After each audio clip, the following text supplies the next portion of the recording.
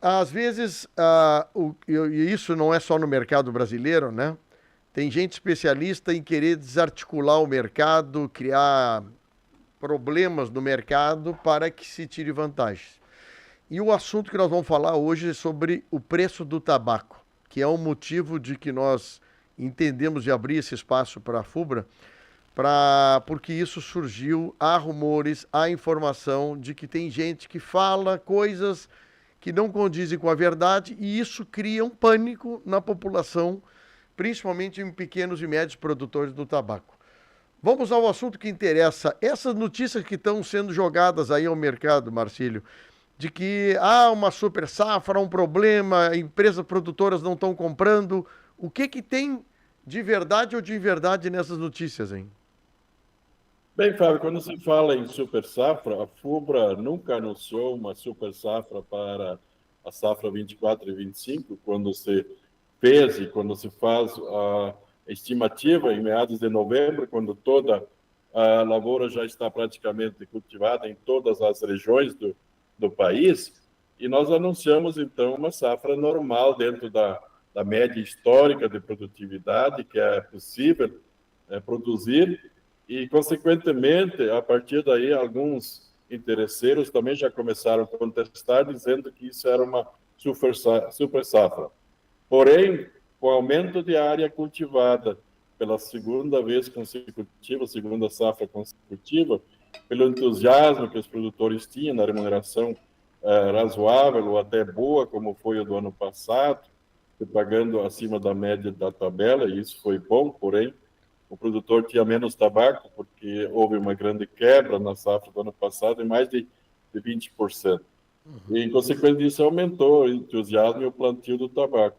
E ainda, grande número de produtores que voltaram, ou praticamente 5 mil famílias a mais cultivaram tabaco nesta safra 24-25. Então, isso se justifica para que esta estimativa anunciada, que é de quase 700 mil toneladas, e nós fizemos, Fábio, semanalmente o acompanhamento da safra em todas as regiões e, consequentemente, a nossa estimativa está se confirmando, inclusive, com 1% a mais do que a estimativa que a gente reportou na época. Né? Sim. Porém, isso muitas vezes assusta, achando que é uma super safra. Não, até para o Brasil é uma safra normal, porque a demanda está aí, a exportação continua razoavelmente equilibrada e boa para nossa parte de 90% da nossa produção. Então, o que acontece é que, muitas vezes, alguém que pensa diferente, ele contesta dados que nós temos muito concretos, muito baseados em dados reais, tomados também como referência produtores associados da FUBRA, não associados, integrados, não integrados, enfim. Somos uma referência em ter estimativa. Isso já vem se confirmando há muitos anos, que a estimativa da FUBRA sempre se aproxima da realidade. Sim, E não, agora, com mais de 80% vendido, Fábio, já temos a confirmação que provavelmente estará se cumprindo mais uma estimativa daquilo que anunciamos lá atrás. vocês têm um pessoal de rua que visita as propriedades e também lança e levanta sempre essa informação precisa, até porque tem a questão do seguro, fornecimento de materiais, quer dizer, quem está no mercado sabe o que está acontecendo no mercado, né, Marcelo?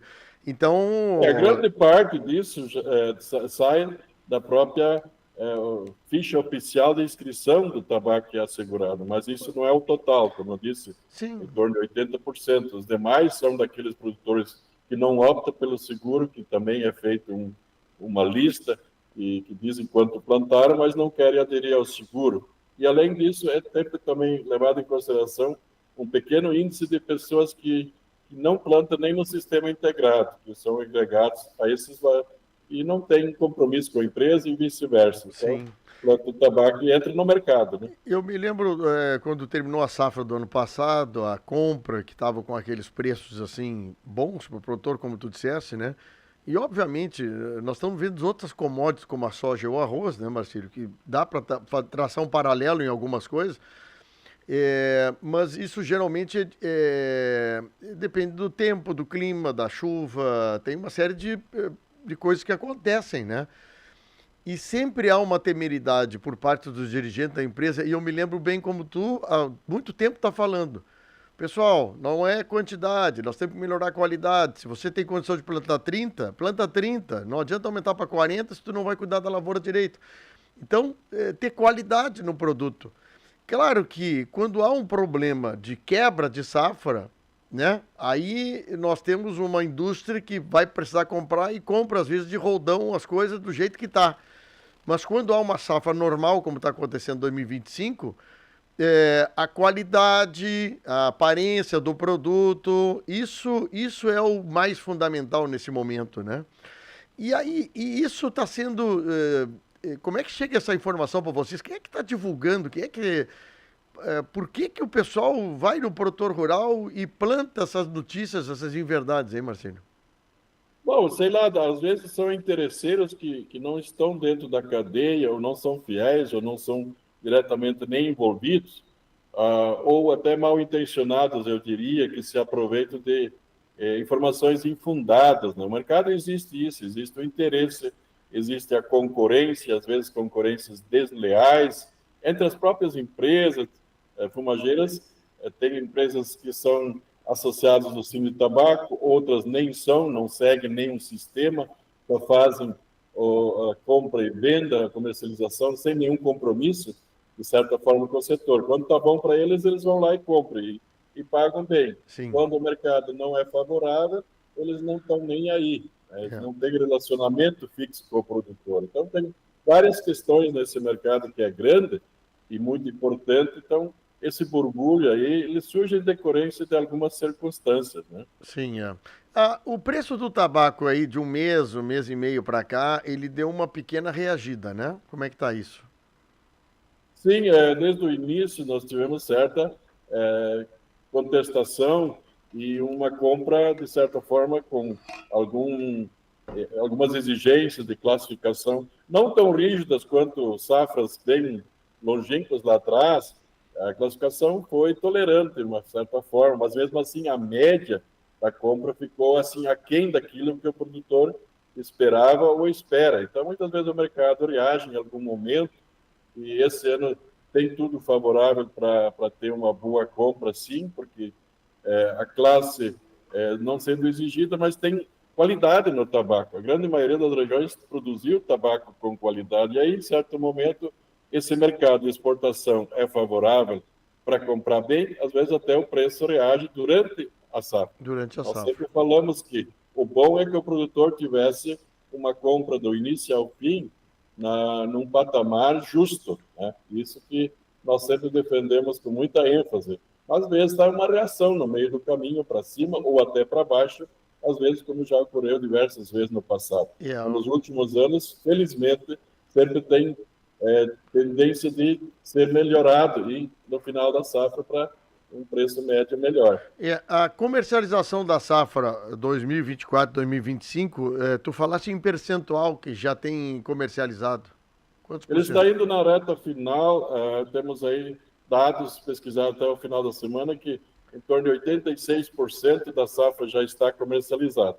Aí no sul, em alguns municípios, isso ainda está em torno de 50% a 60%. Quer dizer, Sim. a gente não pode olhar só em roda do seu umbigo, a gente tem que olhar nos 3 estados onde nós produzimos tabaco. Então, tem regiões que praticamente já está findo, porque a sazonalidade de plantio também Sim.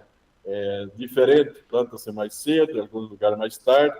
Então, no sul, aí é a região, inclusive, a mais tardia de compra, onde, falei, existe 50%, 60%, dependendo do município. Sim. E até a circunstância da mudança da compra, esse ano, com a classificação prévia na propriedade, no paiol do produtor, isso tem iniciado uma pequena lentidão também, essa modalidade, que às vezes não demanda essa rapidez como levar para a esteira como anteriormente. Pela experiência tua, dá para guardar um pouquinho mais ainda? Sim, com certeza. Temos todo o mês de junho, que é um período que em muitos anos se comercializava tabaco, e esse ano não vai ser diferente, porque essa oferta em quantidade é maior. Houve um atraso no início da compra, no geral, nos 3 estados.